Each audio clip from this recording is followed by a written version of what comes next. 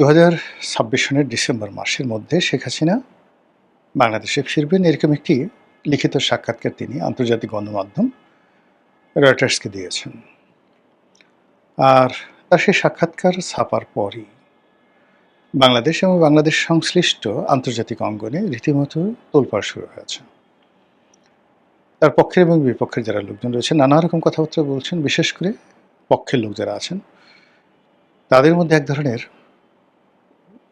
উন্নাসিকতা, এক ধরনের আর্ত অহমিকা, এক ধরনের প্রতিশোধ গ্রহণের যে ইচ্ছা বা প্রতিহিংসা গ্রহণ করার যে ইচ্ছা, যেটিকে আমরা জিঘাংসা বলি, প্রতিহিংসা চরিতার্থ করার ইচ্ছা, জিঘাংসা, এটা আবার নতুন করে দানা বেঁধেছে।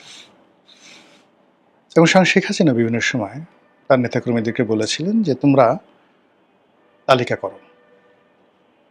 যদিও সবাই বলার চেষ্টা করছেন যে এটা রাজনৈতিক একটা কৌশল, তারপর নেতাকর্মীদের থেকে চাঙ্গা রাখার একটা কৌশল, যেখানে তিনি নিজে বিদেশে পালিয়ে চলে গেছেন, সেখানে বাংলাদেশে যারা পালিয়ে আছেন তারা পালিয়ে থেকে তালিকা করবেন, এর চেয়ে হাস্যকর কোনো বিষয় নয়।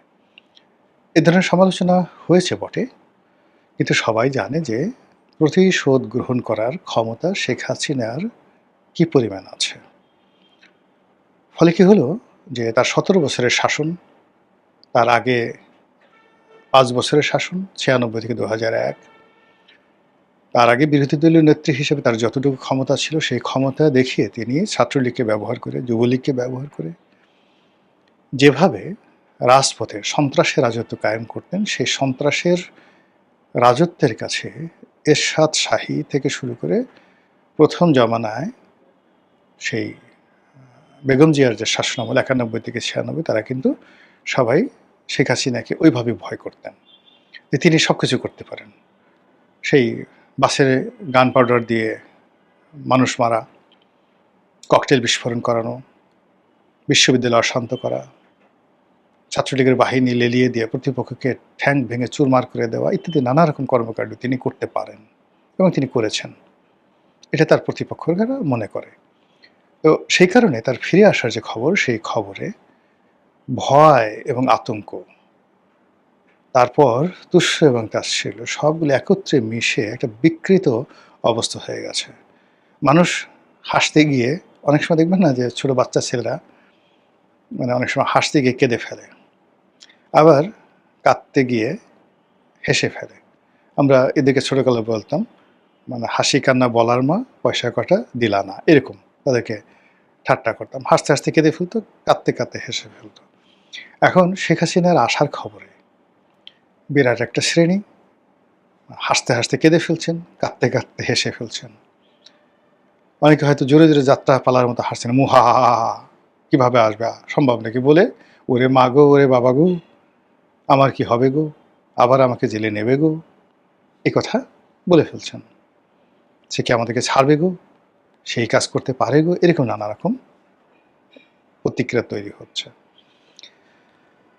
তো সেই দিক থেকে মানে এই যে শেখ হাসিনা আসতে চাচ্ছেন, এই বয়সে সে হুমকি দিচ্ছেন, এটি কি আসলে সম্ভব কিনা?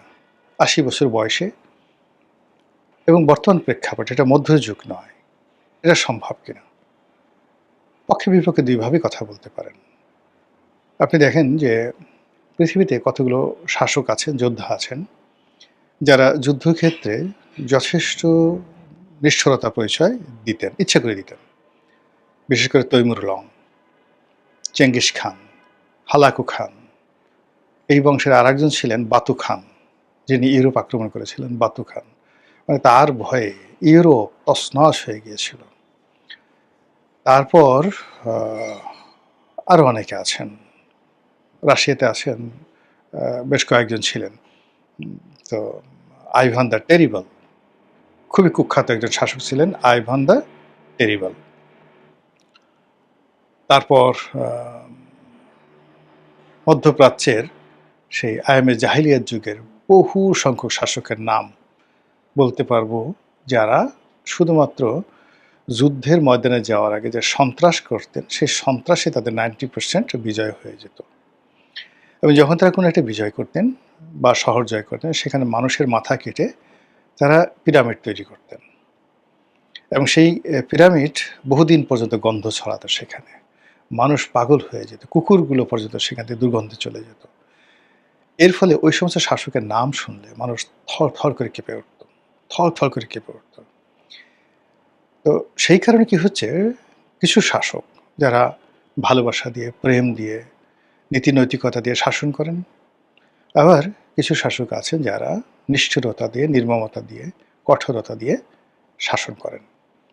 তো শেখ হাসিনার ক্ষেত্রে আসলে নির্মমতা, কঠোরতা এটা আগে চলে আসছে। তার নরম দিক থাকতে পারে যারা পেয়েছেন তারা, কিন্তু আমরা যারা বাইরে দেখেছি তাকে, তারা সবসময় তার এই গরম দিকগুলো দেখেছি এবং তার সম্পর্কে যে ধরনের কথাবার্তা মানে প্রচারিত হয়েছে, সত্য মিথ্যা আমরা বলতে পারবো না, কিন্তু এগুলো প্রচারিত হয়েছে, তার প্রতিপক্ষরা বলেছে। তো যখন প্রতিপক্ষরা বলেছে শেখ হাসিনা যখন ক্ষমতায় ছিলেন তখন তাকে ছোট করার জন্য, এখন ওই ধরনের কথা যেহেতু আগে বলা হয়ে গেছে সেগুলো এখন রীতিমতো ভীতি ছড়াচ্ছে।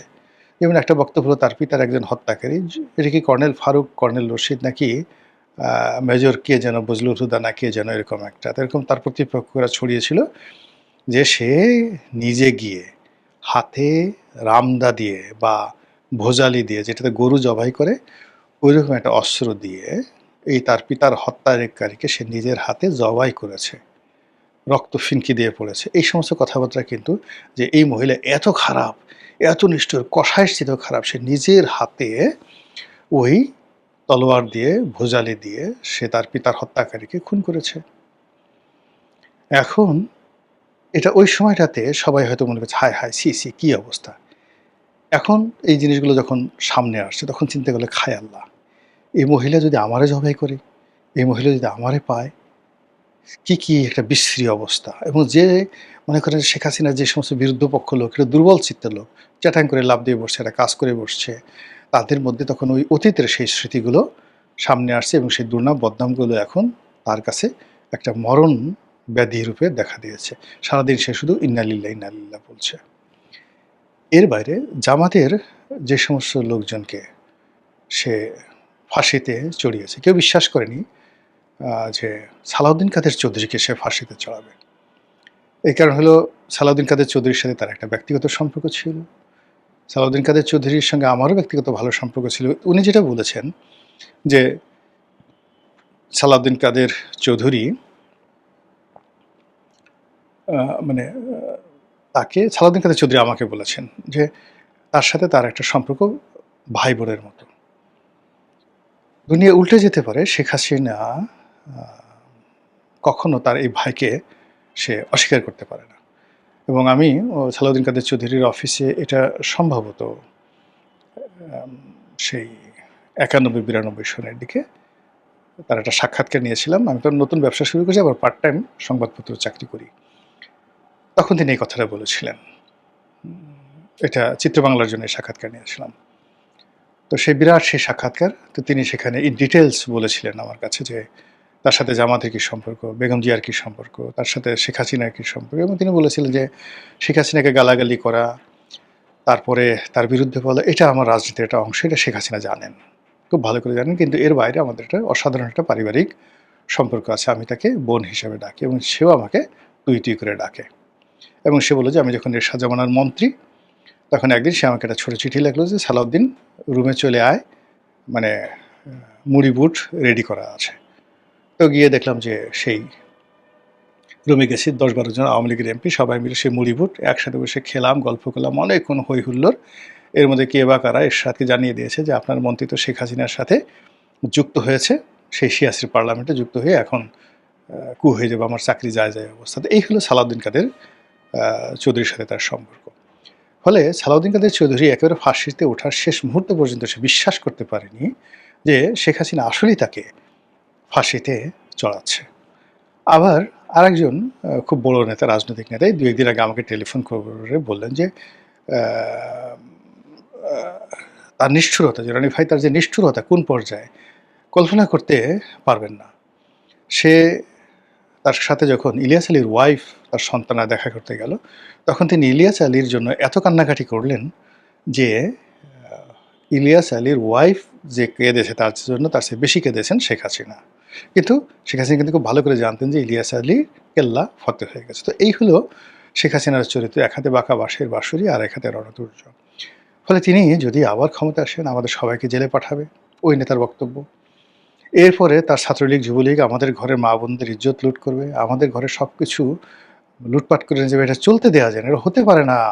রনি ভাই, এটা হবে না বাংলাদেশে।